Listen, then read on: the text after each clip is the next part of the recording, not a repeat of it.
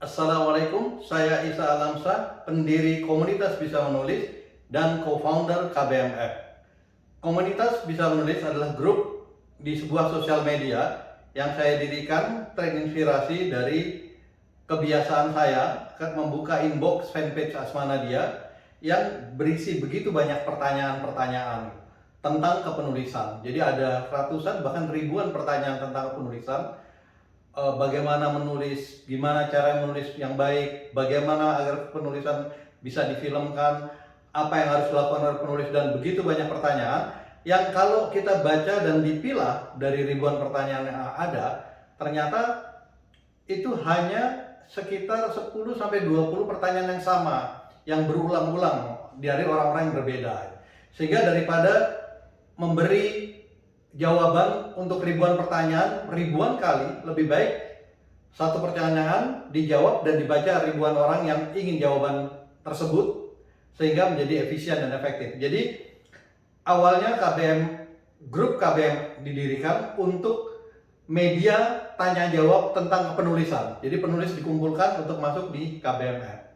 Kemudian KBMF berkembang dari media tanya jawab ilmu kepenulisan menjadi media penulis untuk meningkatkan kemampuannya menulis. Caranya gimana? Saya minta para penulis untuk mengirimkan karya mereka, kemudian saya kritisi. Ini kekurangannya apa? Openingnya kekurangannya apa? Harusnya endingnya gimana? Bla bla bla. Kemudian bergantian satu persatu dikritisi. Lama-kelamaan penulis-penulis yang saya kritisi mulai bisa mengkritisi tulisan yang lain. Mereka mengkritisi tulisan yang lain, saling mengkritisi, saling mengisi, saling memberi masukan. Akhirnya komunitas berjalan menjadi komunitas penulis yang ingin saling memberi dukungan agar penulisan menjadi lebih baik.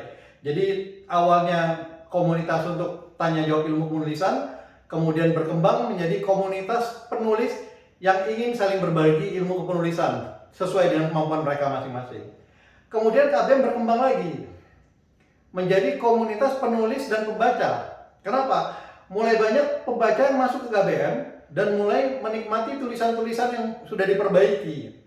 Jadi tadinya ketika awal kita dirikan, member KBM itu hanya 500-an setiap hari bertambah, kemudian bertambah jadi 1.000 sampai 3.000 per hari orang masuk ke dalam KBM. Udah jadi omongan kemana-mana sampai akhirnya KBM punya member berjumlah lebih dari 1 juta orang. Makanya grup KBM di sosial media itu disebut sebagai grup kepenulisan 1 juta umat, karena memang membernya ada 1 juta lebih. Sayangnya, sosial media tempat KBM bersandar mempunyai artificial intelligence yang kaku. Jadi kalau dalam fiksi, ketika kita nulis sebuah fiksi yang baik, kemudian komen ada yang marah pada tokoh, ada yang membenci tokoh, menulis kemarahan mereka dalam komen. Kalau dalam fiksi itu berarti fiksi itu berhasil, karena berhasil membuat pembaca menjadi emosional terhadap cerita itu, terikat secara emosional. Tapi sosial media itu menangkap bahwa wah, ini komentar emosional, komentar ini ujaran kebencian. Akhirnya banyak karya-karya yang bagus justru dihapus dan di-ban. Banyak karya-karya yang hilang. Dan saya lebih disayangkan lagi, banyak penulis yang menulisnya di handphone yang tidak di-save. Jadi save mereka satu-satunya itu dia di karya yang dihilangkan itu oleh sosial media tempat mereka bersandar. Akhirnya kita pikir, ya kenapa nggak kita buat sosial media sendiri? Kenapa kita nggak buat aplikasi sendiri? Kita kumpulkan karya-karya mereka, kita promosikan, kita buat sistem yang bisa membesarkan penulis. Akhirnya dibuatlah KBMF. KBMF dibuat untuk menampung karya-karya penulis di KBM dan menyelamatkan karya-karya mereka. Tapi waktu bergulir membuat KBMF mencapai jauh lebih besar dari itu. Karena banyak yang berminat dengan tulisan mereka, ketika dipremiumkan pun banyak pembaca yang rela membayar untuk karya-karya yang dipremiumkan. Sehingga dalam kurun waktu hanya beberapa bulan setelah didirikan, KBMF langsung memberikan penghasilan yang luar biasa besar pada para penulis. Dalam 2 tahun, kurang dalam waktu dari 2 tahun, KBMF sudah memberikan bagi hasil kepada penulis mencapai 17 miliar lebih. Itu artinya rata-rata tiap bulan KBMF memberikan bagi hasil kepada penulis senilai 700 juta. Dan yang lebih membuat kami bahagia adalah bahwa itu semua dicapai tanpa 1 sen pun owner atau pendiri KBM mengeluarkan uang. Karena sejak pertama kali berdiri, KBMF sudah mandiri menghasilkan uang yang bisa menutup semua biaya operasional yang ada. Jadi KBM berkembang secara organik, profitable, kemudian growth-nya juga eksponensial, dan ini menjadi aplikasi yang sangat menjanjikan masa depannya.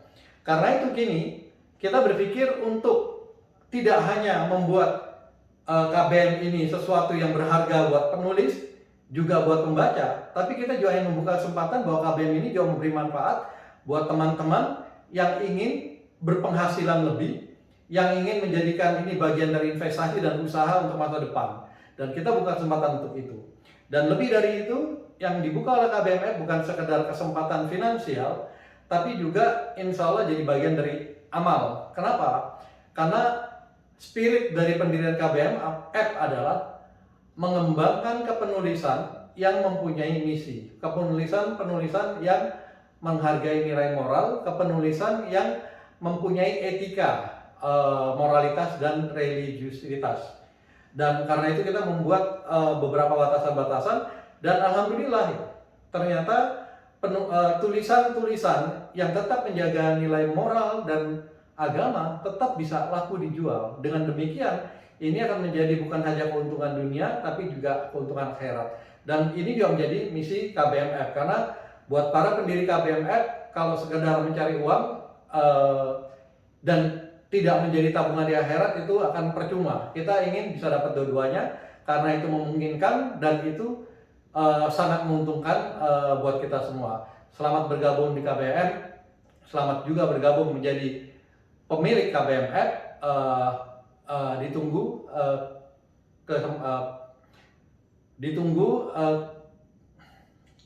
Ditunggu kehadiran teman-teman menjadi bagian dari keluarga besar kami. Assalamualaikum warahmatullahi wabarakatuh. Salam literasi.